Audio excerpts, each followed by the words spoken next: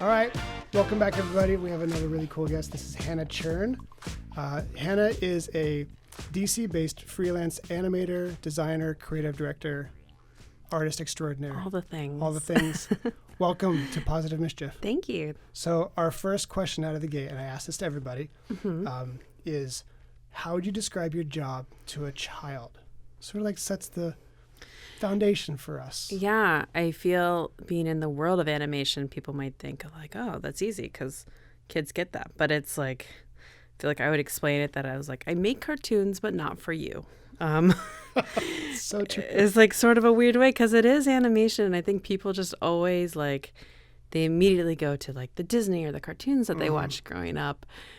And I feel like there's always this like disappointment when you're like, no, Right. not that one. I mean, I could. Yeah, that's But- like a team of like 300, I don't know, hundreds of people Yeah.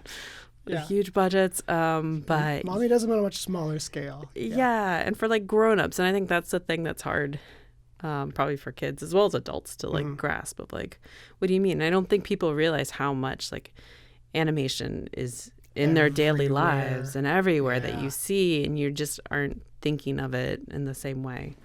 I completely agree with you. And it's funny to think about that because as creatives and designers and animators, like we're trying to tell a story in a unique way. And I think a lot of times we see animation. I mean, at Amtrak, they use animation on their billboards to tell stories. Yeah. And you're like, oh yeah, when you really stop to look, that's when you kind of have your whole world open up Yeah. to see that. And I remember teaching at GW is telling the students like, look, you can be an artist. You want to be a sculptor, fine, go be a sculptor. But also you're a really good animator here, so let's teach you how to tell stories in this way, and you can still be an artist and be creative and make money because everything you touch moves now.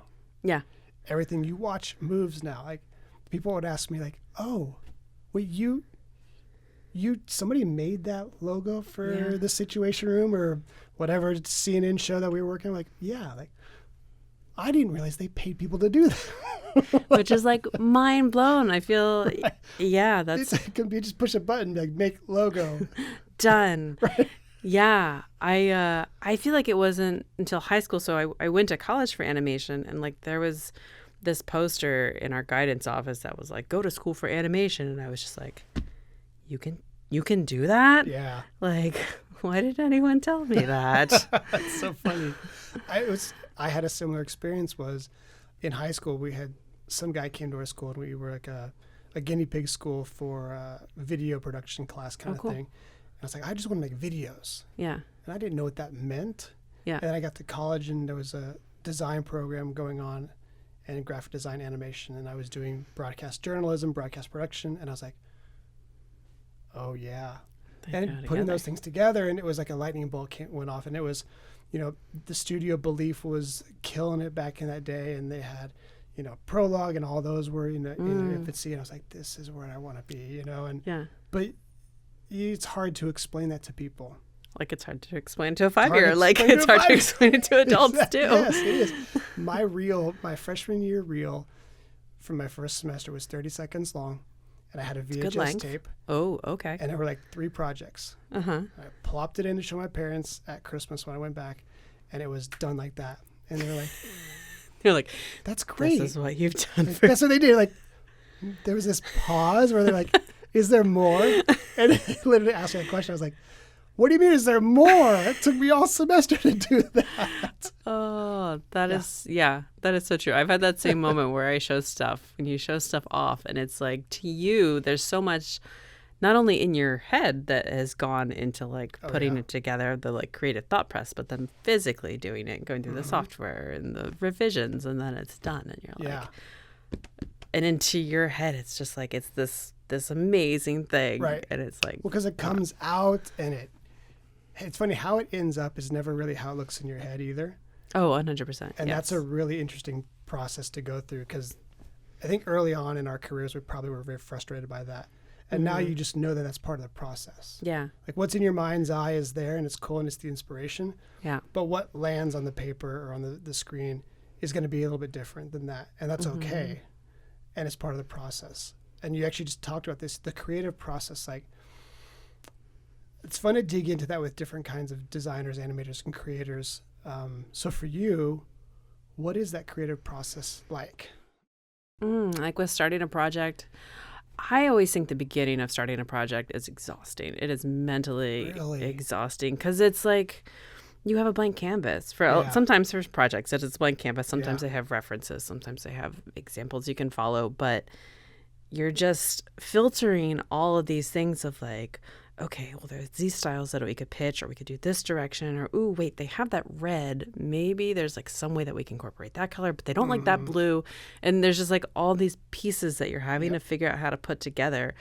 And then I also feel like as a creative, and a lot of creatives, there's always that internal, like, it's not good enough dialogue that's in the back. So as I'm making this, I'm just constantly like, this sucks. This is so bad. They're not going to like it. And then you put it together and you're like, oh, I did that. That's so true. How cool. But I feel like my creative process, if I'm doing more like art direction or design style, is always starting off with just reference searching for other things that are inspiring that I could sort of pull from, or directions I could go in. And there just kind of having a giant Pinterest board and trying things out. So what do you feel about that empty blank page? Is that a good thing or is it a bad thing? I think it's a challenging thing. I don't know if it's necessarily good or bad. I feel the more guidelines you have, the easier it feels like. But the hardest thing is when a client's like, we just want it to be fun. And I'm like, well, my fun might not be the same level of your fun. What kind of fun? Well, I think it's interesting you said guidelines, because that's where I was hoping you would go. I think the hardest thing to give a designer is a blank page. Yes. And just say go. Yeah. Because we don't know where we're going.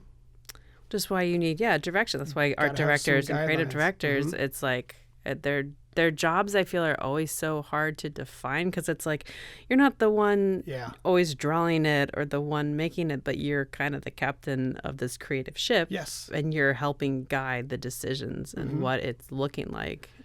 It's a very interesting challenge, and I'm very aware of that when I give direction to designers about where we want to go. Yes, run with it, and hey, have some fun and run with this. But here's what we're trying to accomplish. Yeah. Which I think is a very different way of approaching that. You got to give some guidelines to a designer, or else they'll just go crazy. Yeah. It's just not in our DNA. To just go, even with personal projects, I feel sometimes I'll set myself, I'm like, okay, you get 2 colors. Or the theme is hot dogs. Like, I don't know, you need something. That's really fun to do that, because then within that word, you're like, okay, what can I do with hot dogs? Yeah. You know, we did one thing for a while. We were doing little Instagram posts about like unique days of the month, like National Teddy Bear Day, the like really that. funky days. So that was our guideline, like National Teddy Bear Month. So one of my illustrators drew, it's still one of my favorite ones, a teddy bear like putting himself back together.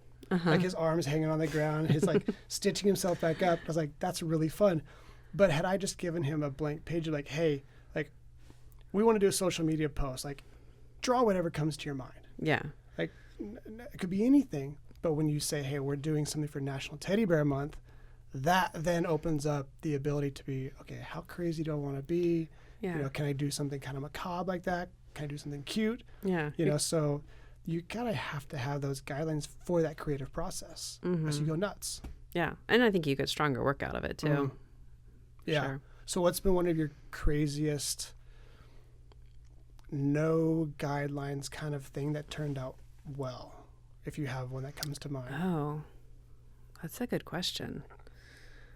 I feel like all projects I've done are now completely deleted from my brain. Get them in and get it out. Yeah. We'll come back to that one, because I have an interesting question about when you know something's done or not. Yeah.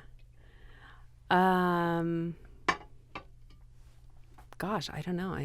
I'm sure that I've had projects. I feel like I've been really thankful that a lot of my clients have had good creative direction. Some sort of, and I feel too, I'll press them. I feel, having the years of experience now, I feel comfortable if they're like, just fun. And I'm like, well, what's your time length? What do you want the client, what do you want the viewers how do you want them to feel? What do you want them to do at the end of the video? Like sometimes I have clients when they're a little more unsure, I have like a questionnaire that like I share with them. Which I think is brilliant. Yeah. Every creative should have some sort of questionnaire, whether it's one on paper, whether it's one in their head, that they just run through that they have to ask before they get started on anything. Yeah. Yeah. One of those questions is always, what's your budget?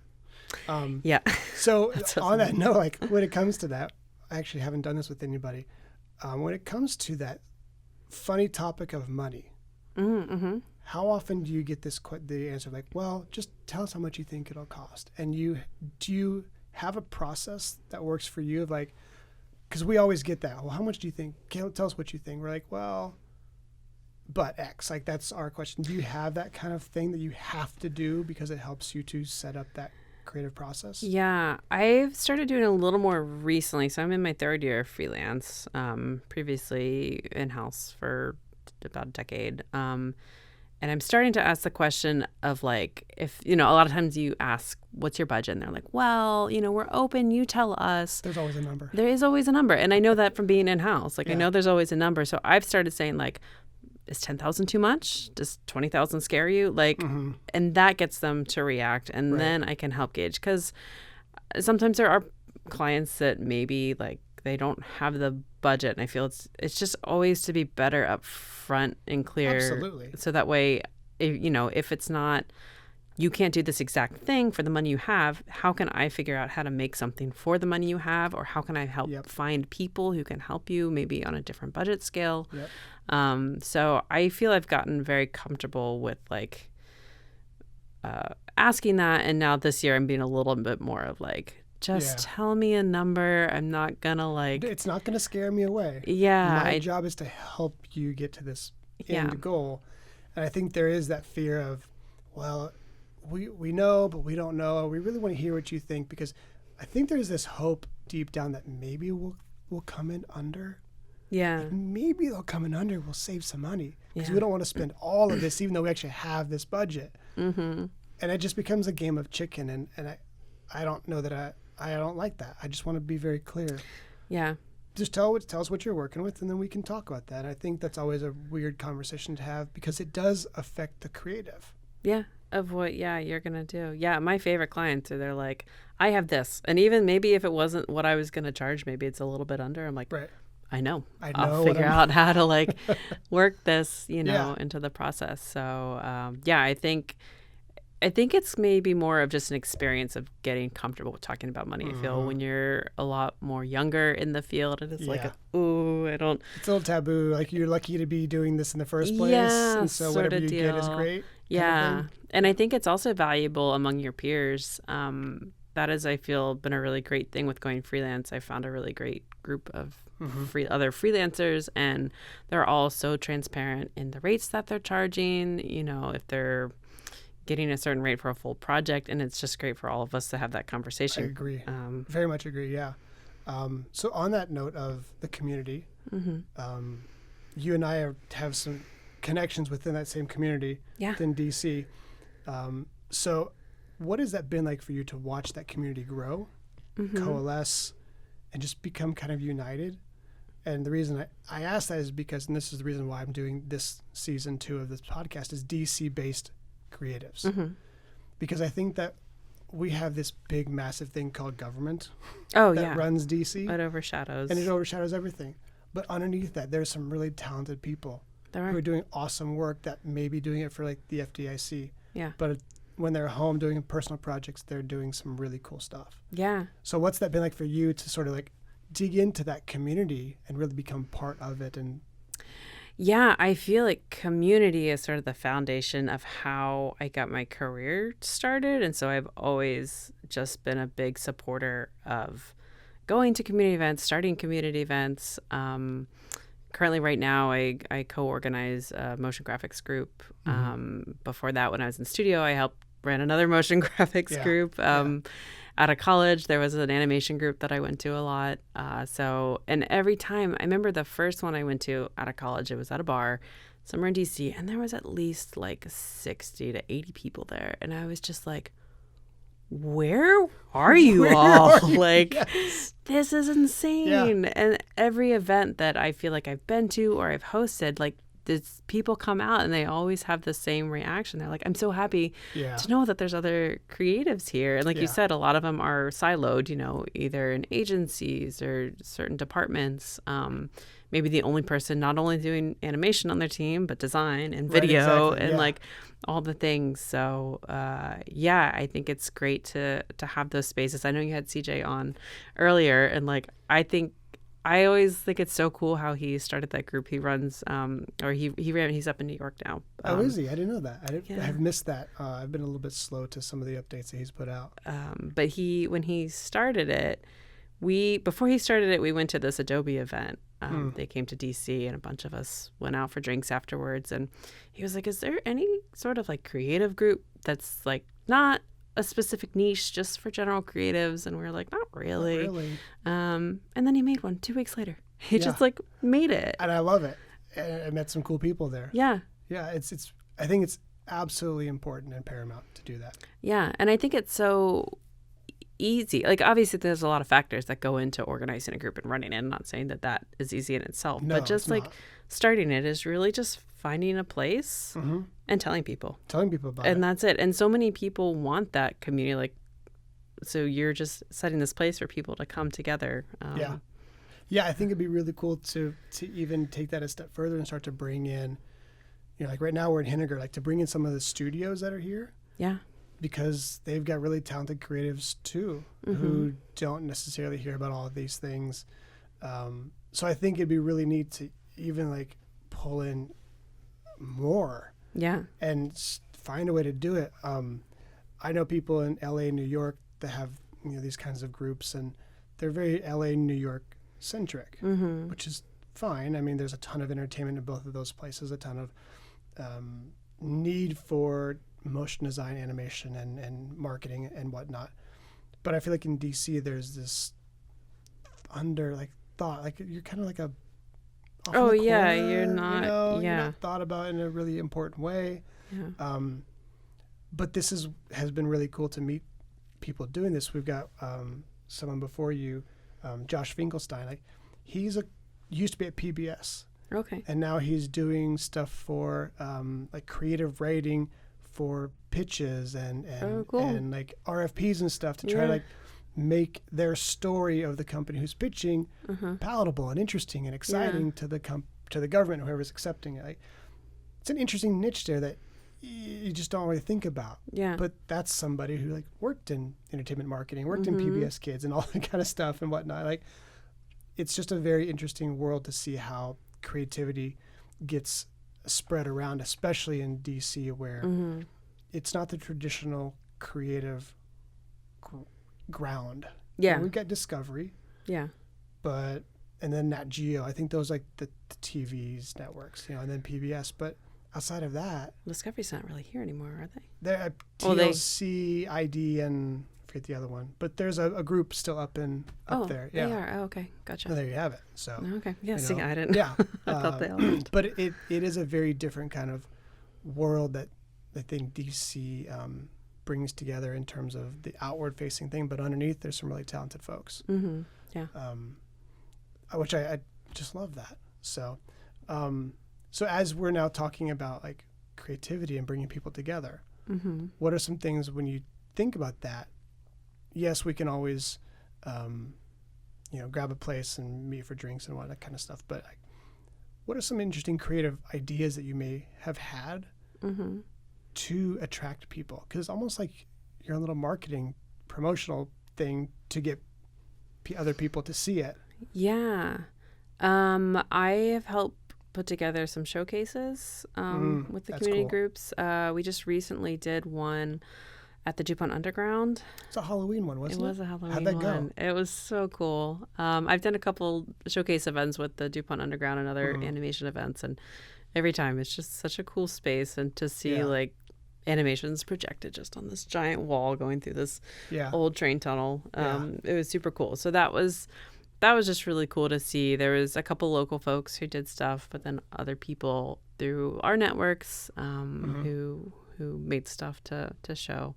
Yeah, that's super cool. So I think events like that, having a place for people to show off their work, because like it's one thing, like you said, to come together and be like, oh my gosh, we all exist. Yeah. But then like to put that To talk about somewhere it too. and to show it, is really great. I've hosted in the past. The last group that I helped did, we had like demo reel nights. I know that other groups like the Animators Roundtable used to do events like that. I know that the Creative Professionals, they did a cool thing earlier this year.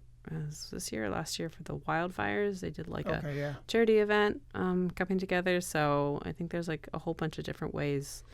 Yeah, it'd be nice if there was a one place to see that information too.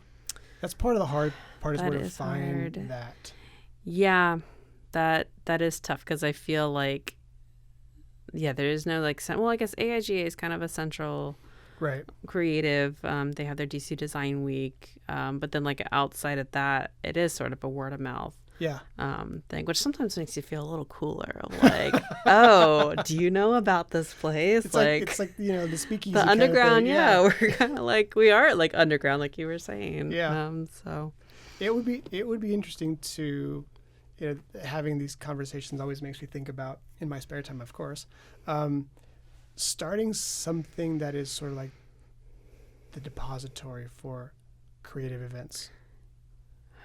Outside of AIGA, because like you said, AIGA even misses some stuff, and I feel like they're kind of corporate a little bit, and they have their own agendas. Like, no agenda, no nothing. Like, if you want some creative outlets, here's where you can go to find them. Maybe you could start a newsletter. Like I said, in my spare time. Yeah. Let me just add that onto your list. Newsletter. But I think also there's some interesting stuff happening in colleges too. Yes. And even those are kind of siloed in a kind of a weird way. Mm-hmm. But there's really great talent there too. Yeah. That is, again, it's sort of this government politics thing that we're all underneath. Mm-hmm. But I don't know. Anyway, I can talk about that one for a long time. But so let's get back to sort of creative process. And you talked about something being, you've forgotten stuff. Yeah, I'm not really good. I have so much stuff in my brain. I can only keep so much in there. I forget stuff all the time. This idea of like, it's done. Do you ever want to go back to something? No. Really? I don't know. Okay, that fascinates me, because almost every animator, designer person is like, I can't wait to go back to this. They may never do that, but they're like chomping at the bit too. It depends. If it is like maybe something like a longer project, like say a short film, I start a storyboard. Like, it is not done because it is not a film. But I remember years and years ago, Pixar came to do a talk at the Air and Space Museum. This is like over a decade plus. Was it John Lasseter? Yeah. I was at that. And somebody asked them, like, how do you know when like the film is done? And he was like, we never finish a film, we release it. And like that phrase has always stuck in my brain, that like you can finesse and like work on something forever, and at some point you just have to be like, okay, like I feel the only reason I want to go back to something if I see like a glaring mistake, like a typo. I'm so bad at spelling. That is like my worst issue with client projects. It'll like release and then they're like, red alert. You didn't spell something right. We just had one of those. It was really embarrassing. This font, like super small, shows up for that quick.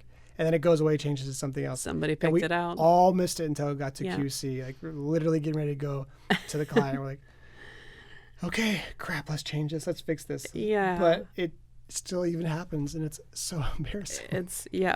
I wish After Effects had the like red squiggle on stuff. There's like a plugin. It doesn't work very well.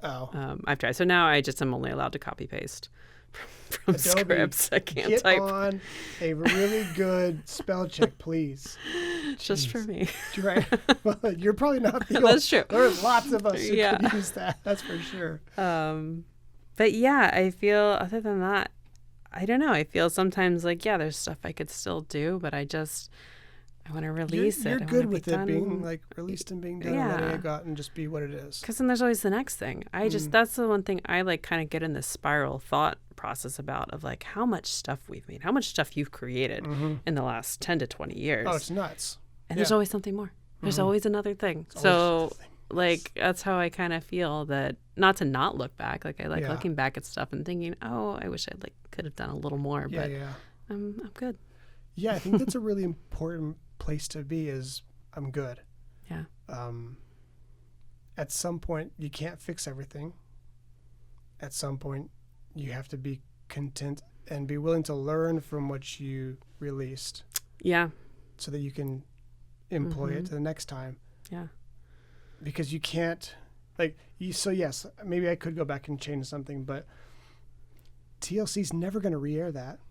Right. Yeah. And we could update our reel with it, but no one's going to know. Yeah. Be like, oh my gosh, I saw a new reel and that one shot there like 5 years ago, and the other reel, like it was different. Like no one's going to know that. Yeah. So it is a selfish kind of thing. And maybe it is a perfectionist thing that some people have. But there are projects I look at and I'm like, that would have been cool to do this. But I think the important thing is like, how can I learn from that to go to the next thing, implement it, and not obsess about that, because it doesn't help me to obsess about it to the point where I need to go fix it, because nobody's going to benefit from it. Right. So, I mean, part of what we do is to build something that benefits, whether it's consumers who are buying or whether it's a nonprofit or association or whatever, has a benefit. So I feel like to go back to something to fix it has no forward benefit at all. Yeah, it's just for yourself. Right. And I feel like I have so many other things that I would rather do. Right. Between work and kids and spouses and all those things. Yeah. I don't really want to go back to this animation. Yeah. I don't know about you. I also always get really stressed opening up old project files. So bad. I open it up and I'm like, okay, we weren't into naming this week, apparently. Yes. Why is half the stuff broken? Like, or maybe I'm also really bad at updating my After Effects version. So like I'll like 3 versions of them. Yeah. I keep other ones because something's going to not work in this one that might work in this one. Yeah. So I feel that's another reason to like not go back, of just like, ooh, we're just going to close that. No one wants to look at that right now. I've tried to do that. I've tried to open up something and be like, I don't have the time for this. Yeah. I had this short film project that I worked on. It's only like a year or two ago, and I'm learning French, and so I thought it'd be a fun exercise to name my layers in French. And I had to make edits like 6 or 7 months later. I was just like, this was stupid. This is not efficient. That's so are you still learning French? I am still learning French. And it was just like, I don't know, it was words that I like wouldn't use in normal conversation. It worked for the, like log or fire. And I was just like, or arm, because I was like, I had a character, so I like named all the body parts, and I was like, which one is the hand? That's so I haven't done that again. Yeah, not doing that one again. Nope. Huh? No. So you didn't go back and change it. You just kind of left it alone. Yeah, I just like drudged through it. I was like, okay, we're gonna just fix this. The mind of a creative is absolutely fascinating. We do things to ourselves that we're just like, in the moment, you're like, this is the best idea I've had. And then like future Hannah, it's just like, you were so stupid. Yeah.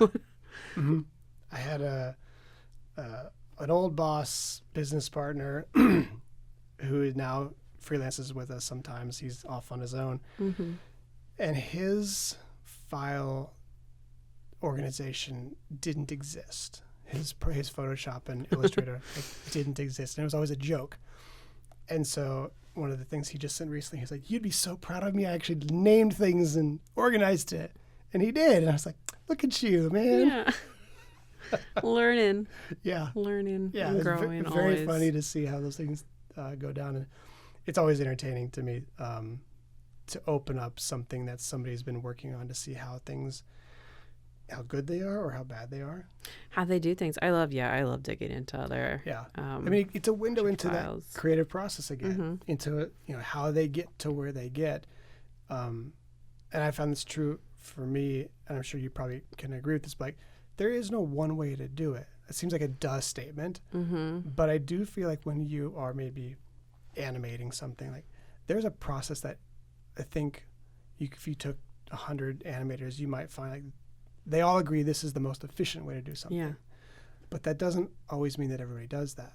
Or that you have the time. That's true too. Yeah. I feel I have a project that I did recently where I feel like I had time to do it one way, and then all of a sudden it got crunched, and I was like, So what does that do to your creative process then? Like, do you have to take that into consideration? like if it's a shorter timeline, yeah, I feel like throw some of that stuff out the window where it's just like we're just executing, we're just finishing, we're not going to be organized. It's an active choice you make. Yeah, because the priority is the deadline. Mm-hmm. It's not the clean file, especially if I'm the only one working on it. Right. It's okay. I get that. Yeah, I do.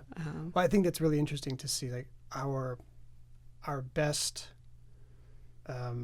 process. Mm-hmm. We all know what it is and how we would want it to be, and it sort of goes out the window depending on the different variables. Yeah. It's not always the same. I love that.